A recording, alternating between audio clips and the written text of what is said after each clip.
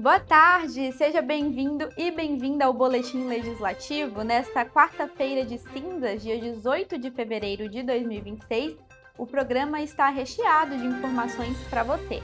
Vamos aos destaques? Início da quaresma mobiliza fiéis em São José dos Campos. Conheça as histórias de quem segue a tradição cristã. A folia passou e o corpo sentiu? Veja as dicas de como fazer um detox saudável para recuperar o corpo após o carnaval. E ainda, mais de 90 animais esperam por um novo lar no Centro de Zoonoses de São José. Vamos mostrar como funciona a adoção responsável. O Boletim Legislativo começa agora.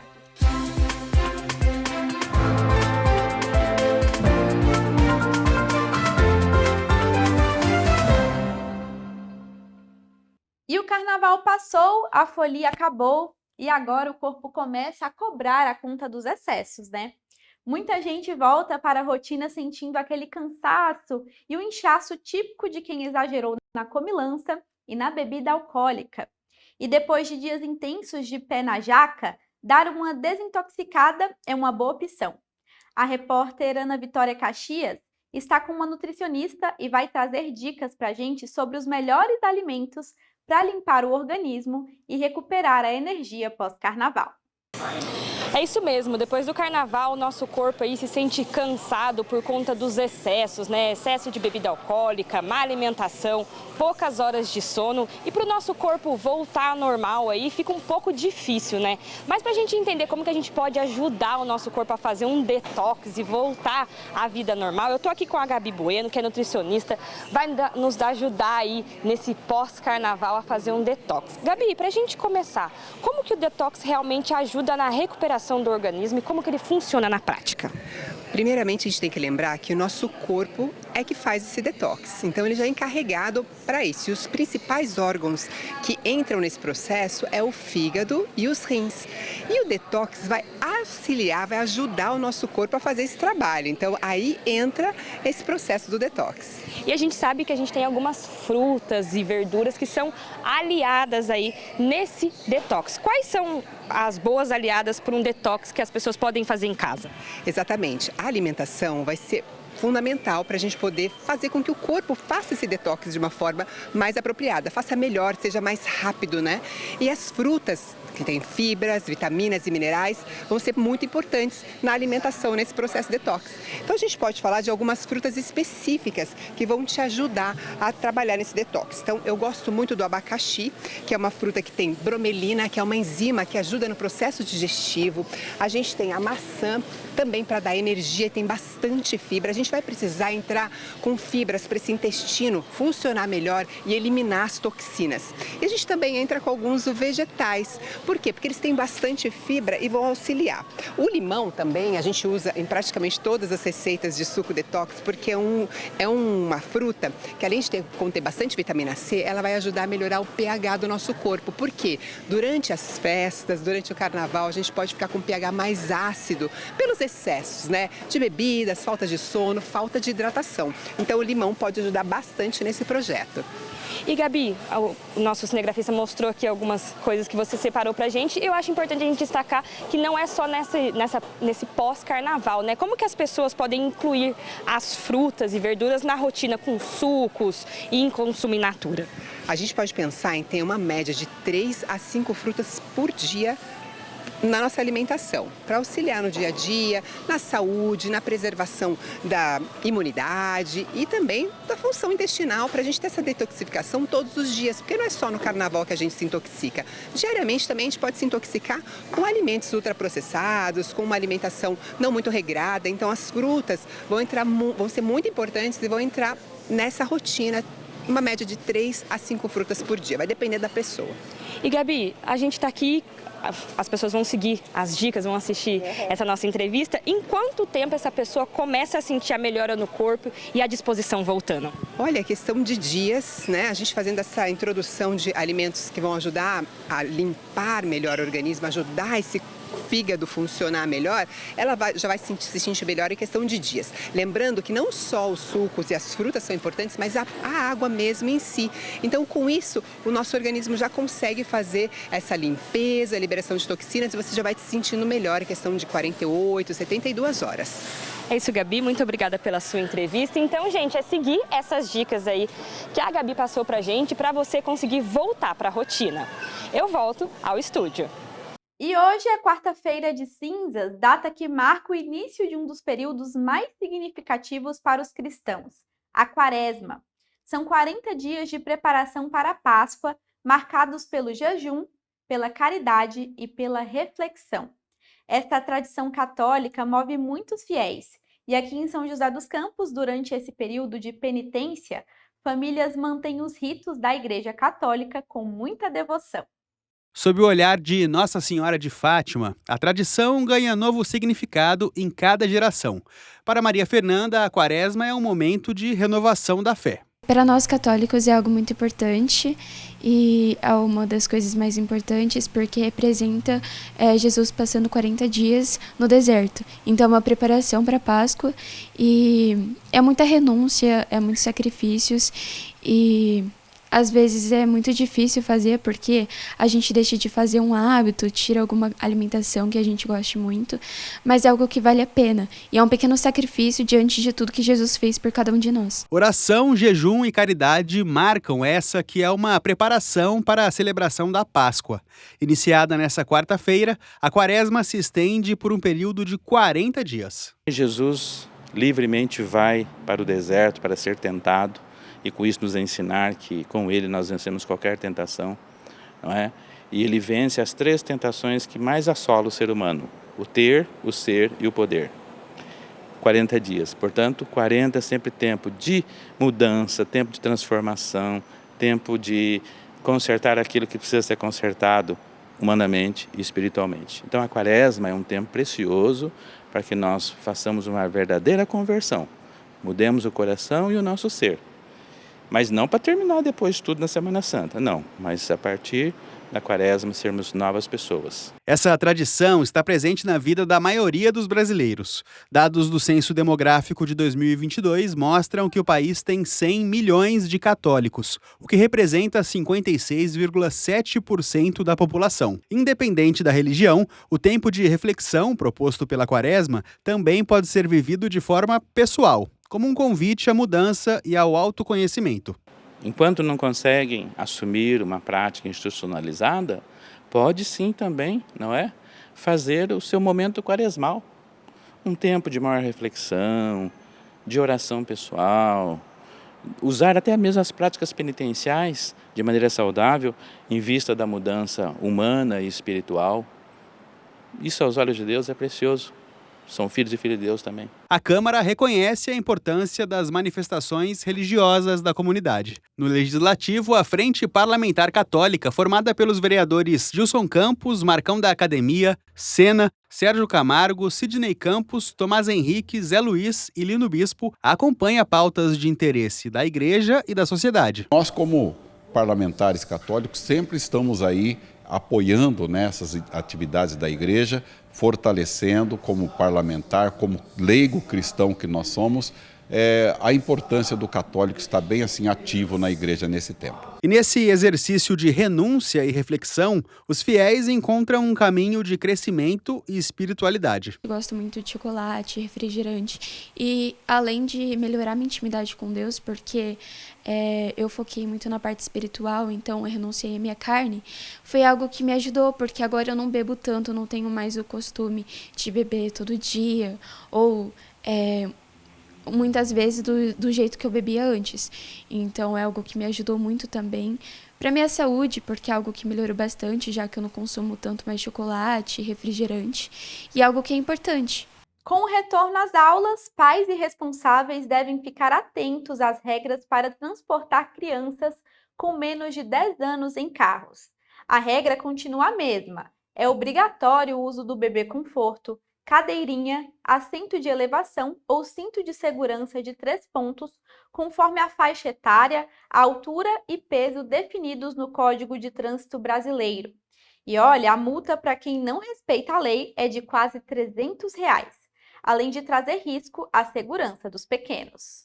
2 aninhos e meio e cheia de opinião. Na casa da Areta, o dia já começa com negociação com a Gabi. Nem sempre ela quer ir na cadeirinha na saída para a escola.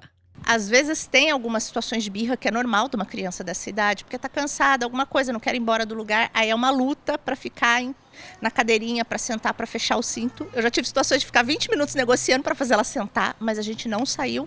E aí depois a gente começou um diálogo com ela de que o policial ia parar a gente, ia dar uma bronca nela e na gente por conta disso, porque ele estava cuidando da nossa segurança. Agora ela põe o cinto e fala, senão o policial vai brigar, né, mamãe?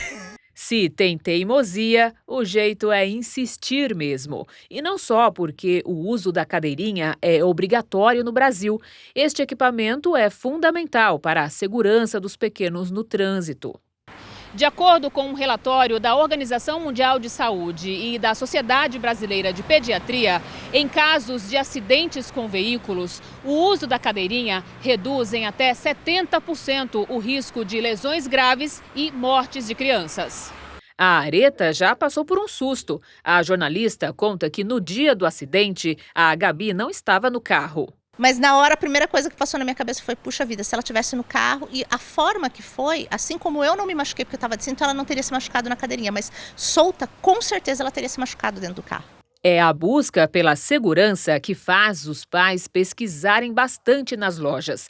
Nesta que fica em São José dos Campos, os produtos para o transporte dos pequenos são os mais procurados. Tem o bebê conforto, a cadeirinha e os assentos de elevação para crianças a partir de 4 anos. A gerente conta que os pais priorizam conforto, segurança e facilidade para a instalação.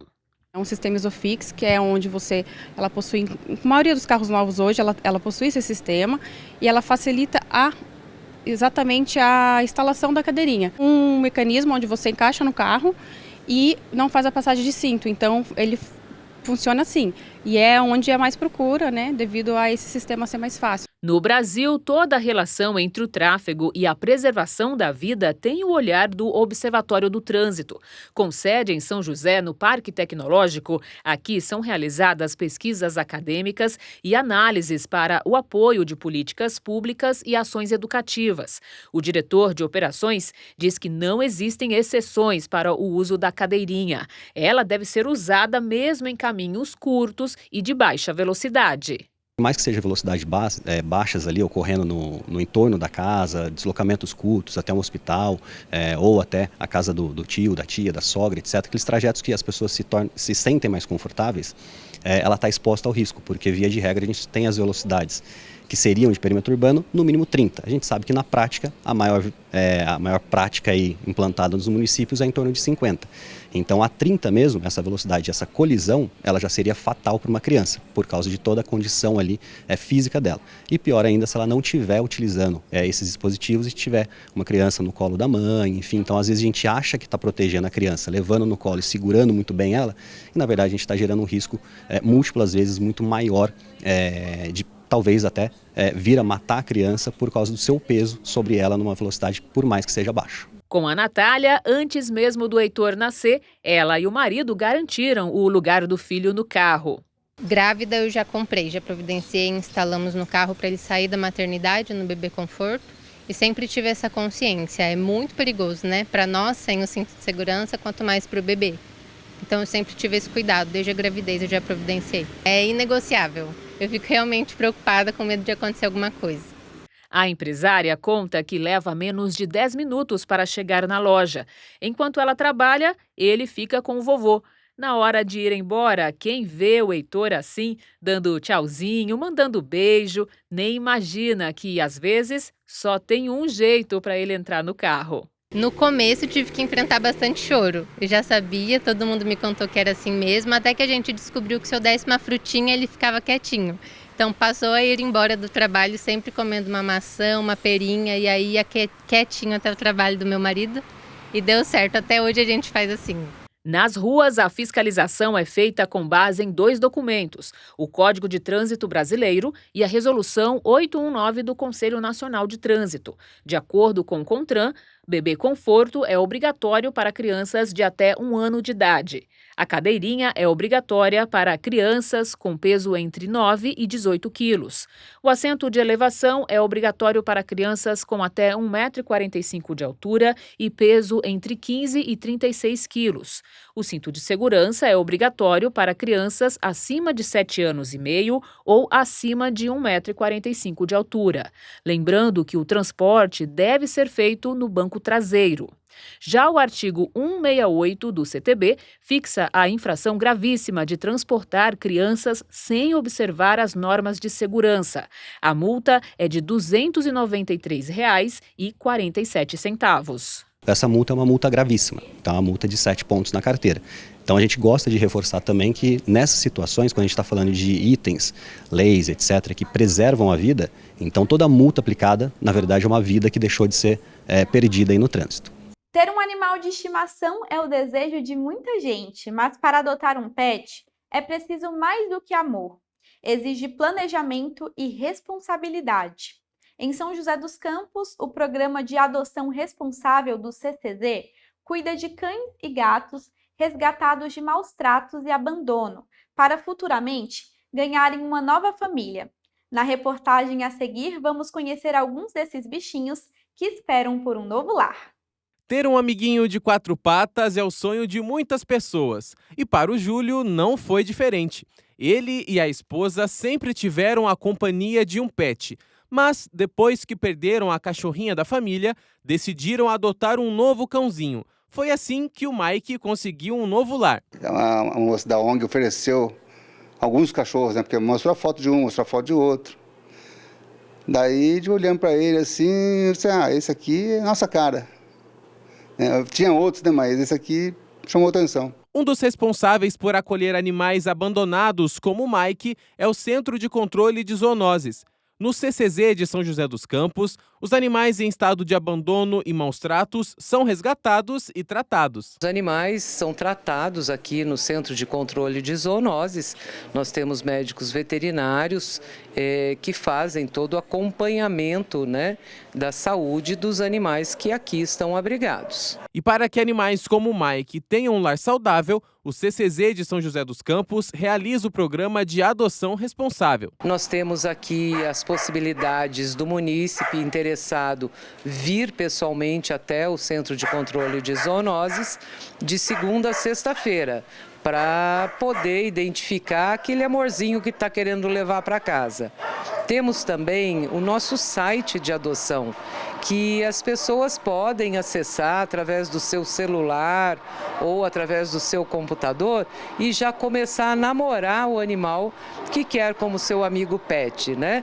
E temos aí a feirinha no último sábado de cada mês, das 8h30 a 1h30, para os interessados, né, virem conhecer os animaizinhos que temos aqui e com certeza estão esperando um lar muito amoroso. São mais de 90 cachorros e 5 gatos disponíveis para adoção. Um dos cachorros que aguardam por um lar é o Stitch, pitbull de 5 anos que ama brincar e está sempre com esse sorrisão. Além dele, a Ventania e o Boleto também estão prontos para serem adotados. O primeiro passo é entrar em contato com o CCZ. Nós temos o nosso site, né, que no caso de interesse de adoção, basta fazer o acesso ali e nós entramos em contato, né? O Legislativo de São José também atua na causa animal, seja com o debate de projetos de lei ou fiscalização dos serviços de proteção aos pets.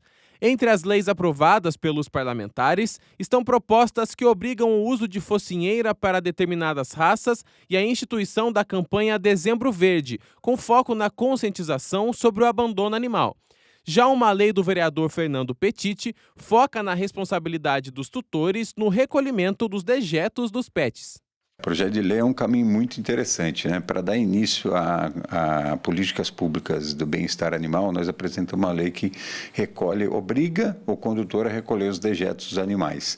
E isso traz uma responsabilidade. Às vezes a pessoa sai com o seu animal, né, faz a necessidade lá e vai embora.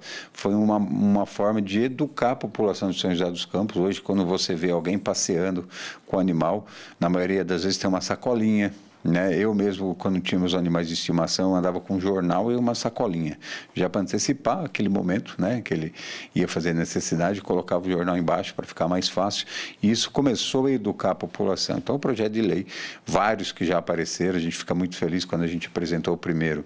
A gente foi alvo de gozação por alguns vereadores, que inclusive não foi votado por unanimidade, para depois de alguns anos, essa bandeira, a gente fala que é uma vitória, né? É nossa, né? Nossa aqui, que eu falo minha, juntamente com a minha assessoria, que depois todos os vereadores de São José dos Campos acabaram apresentando leis referentes a bem-estar animal. Isso educa a população, mostra o caminho. Às vezes a pessoa tem um animal e um projeto de lei vem e mostra para ele qual é o caminho de usar uma focinheira com cão mais bravo, recolher os dejetos na rua, não abandonar. Não abandonar. E adotar um pet é coisa séria. Por isso, é importante se planejar antes de tomar a decisão. Ter um animal de estimação requer cuidado, carinho, compromisso e muito amor. Para quem já está preparado, é só acessar o site do Centro de Controle de Zoonoses ou fazer uma visita presencial. O CCZ fica na rua George Williams, 581, no Parque Industrial. O Boletim Legislativo fica por aqui. Muito bom ter sua companhia. Se quiser rever alguma reportagem, é só acessar o canal do YouTube da TV Câmara. Amanhã te espero aqui, às 2 horas da tarde. Até mais!